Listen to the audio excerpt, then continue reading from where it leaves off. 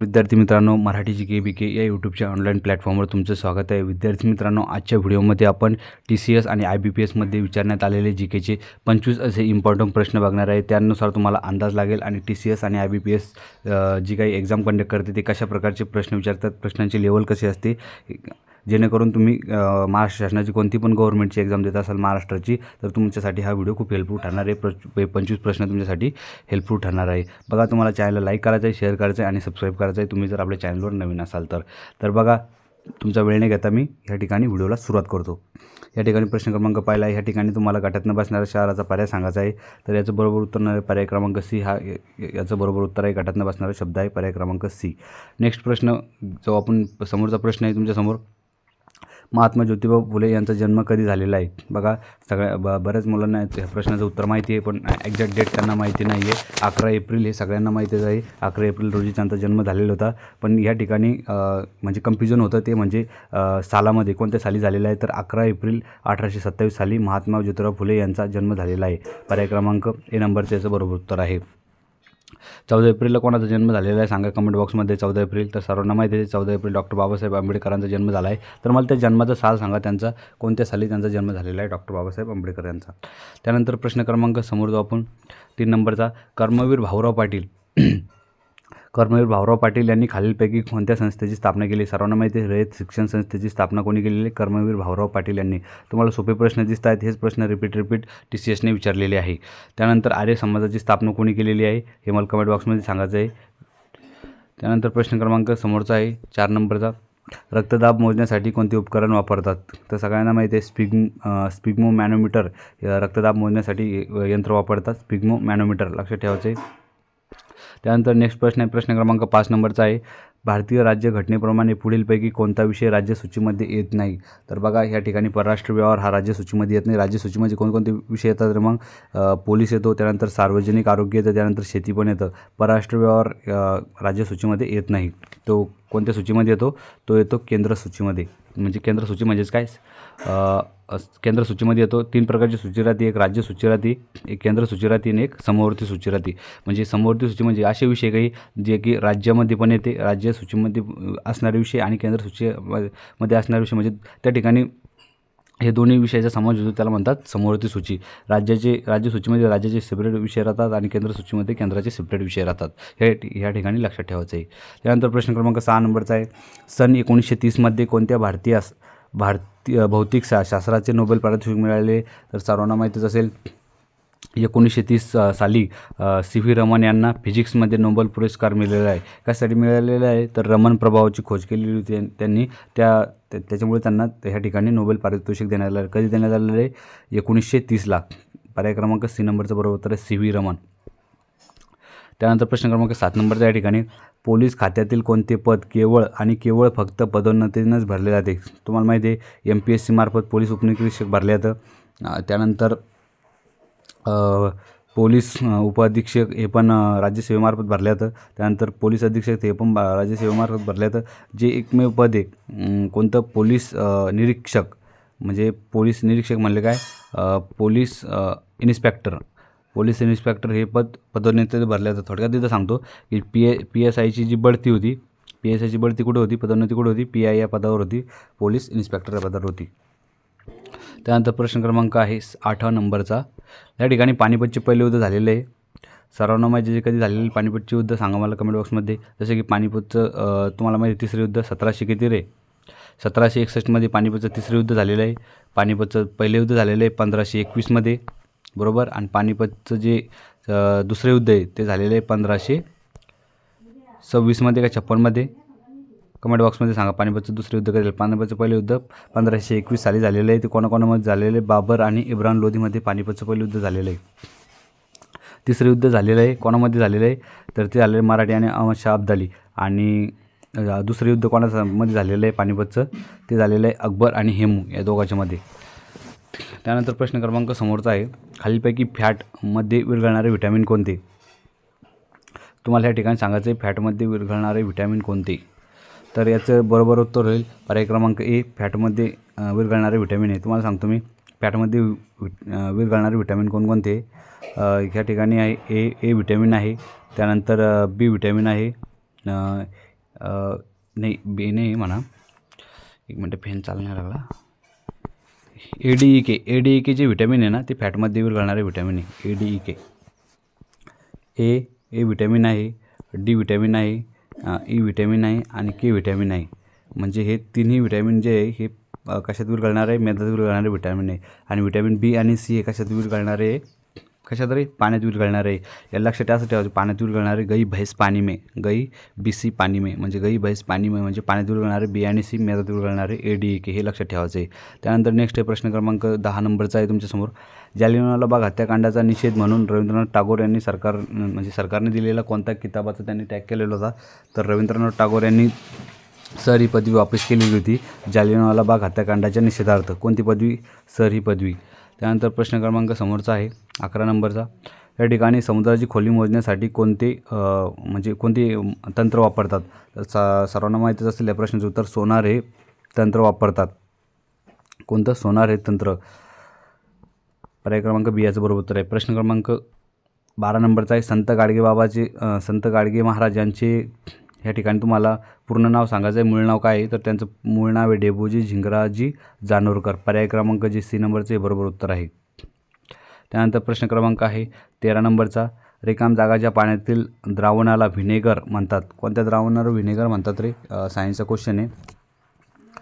तर जे आपलं ॲसिटिक ॲसिड राहतं ह्या द्रावणाला व्हिनेगर म्हणतात. कोणतं? ॲसिटिक ॲसिडला व्हिनेगर असे म्हणतात. लक्षात ठेवायचे ॲसिटिक ॲसिड. पर्याय क्रमांक सी नंबरचं बरोबर उत्तर आहे. त्यानंतर नेक्स्ट आहे प्रश्न क्रमांक 14 नंबरचा. कर्करोगाचा उपचार आणि निदान करणाऱ्या डॉक्टरला काय म्हणतात? कर्करोगाचे काय म्हणजे कॅन्सरचा उपचार जे करतो त्याला काय म्हणतात? ऑन्कोलॉजिस्ट म्हणतात. ऑन्कोलॉजिस्ट. आणि नेफ्रॉलॉजी कशाला म्हणतात रे? किडनीचा जो अभ्यास करतो किडनी त्याला नेफ्रॉलॉजी म्हणतात. कार्डिओलॉजी कशाला रे? हार्टचा अभ्यास करणाऱ्या शास्त्रज्ञाला म्हणजे याला काय म्हणतात? डॉक्टरांना काय म्हणतात? कार्डिओलॉजिस्ट. त्यानंतर न्यूरॉन सिस्टमची अभ्यास करणाऱ्या न्यूरॉन सिस्टम्स त्याला न्यूरोलॉजिस्ट म्हणतात. त्यानंतर नेक्स्ट आहे 15 नंबरचा. कृत्रिमरित्या फळे पिकवण्यासाठी वापरण्यात येणाऱ्या खालील द्रावणावर प्रतिबंध आणण्यात आलेला आहे. तर कोणतं राहतं ते कृत्रिमरित्या आपण फळे पिकवतो? तर कॅल्शियम कार्बाईड.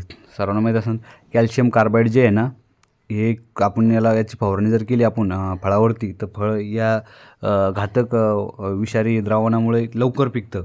पण एवढं आता सध्या प्रतिबंध करण्यात आलेला आहे जेणेकरून नॅचरली फळ पिकवले गेले पाहिजे आणि त्याचा शरीरावरती कोणताही परिणाम झाला नाही पाहिजे. त्यानंतर नेक्स्ट आहे 16 नंबरचा प्रश्न आहे.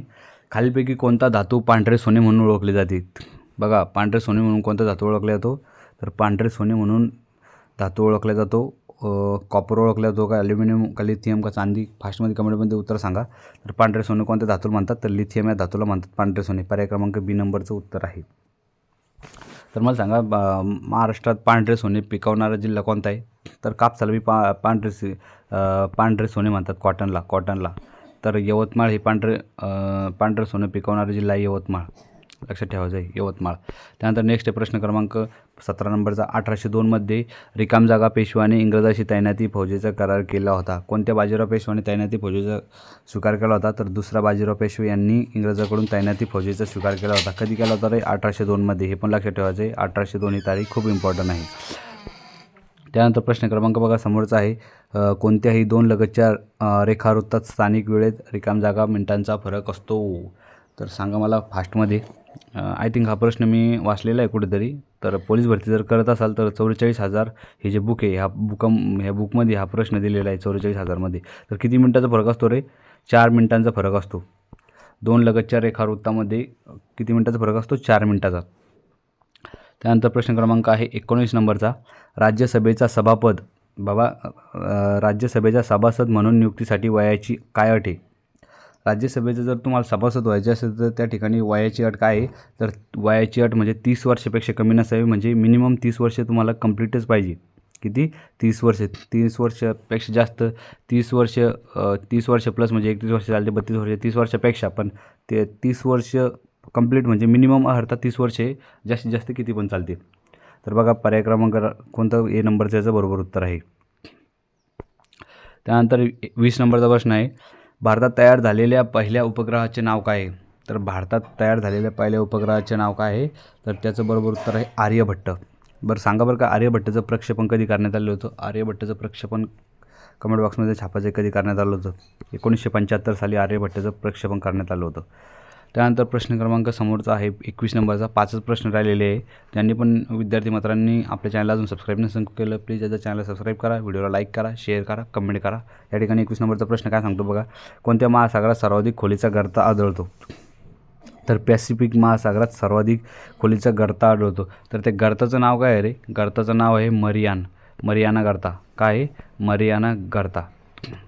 आय थिंक 6,650 मीटर अशी काहीतरी लांबी आहे त्याची आणि 11,000 मीटर काहीतरी खोली आहे मरियाना गर्ता.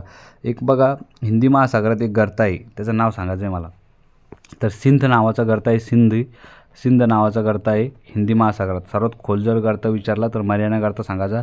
आणि हिंदी महासागरातील गर्ता कोणता आहे? तर सिंध नावाचा गर्ता आहे. हे दोन्ही प्रश्न इम्पॉर्टंट आहे, परीक्षेच्या दृष्टीने लक्षात ठेवायचे, जेणेकरून परीक्षेत विचारल्यावर तुम्हाला त्याचं उत्तर बरोबर क्लिक करायला गेलं पाहिजे.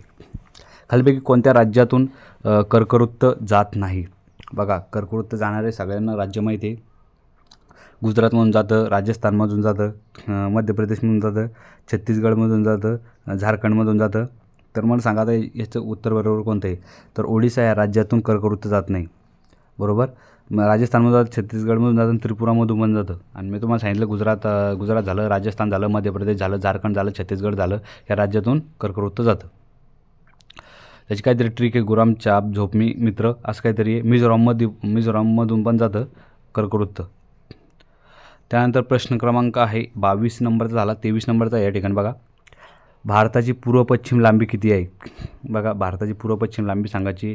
ह्या टोकापासून तर ह्या टोकापर्यंत पूर्व पश्चिम लांबी राहते भारताची किती आहे? तर बघा, ही आहे 2,933 किलोमीटर. किती रे? 2,933 किलोमीटर आहे भारताची पूर्व पश्चिम लांबी. 2,933 किलोमीटर. त्यानंतर प्रश्न क्रमांक बघा 24 नंबरचा आहे. नंतर याच्यानंतर एकच प्रश्न राहतो आपला.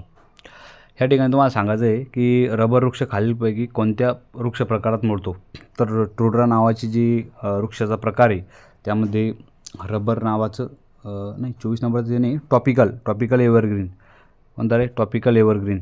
रबर वृक्ष कोणत्या वृक्ष प्रकारात मोडतो? तर टॉपिकल एव्हरग्रीन या प्रकारात रबर नावाचा वृक्ष मोडतो.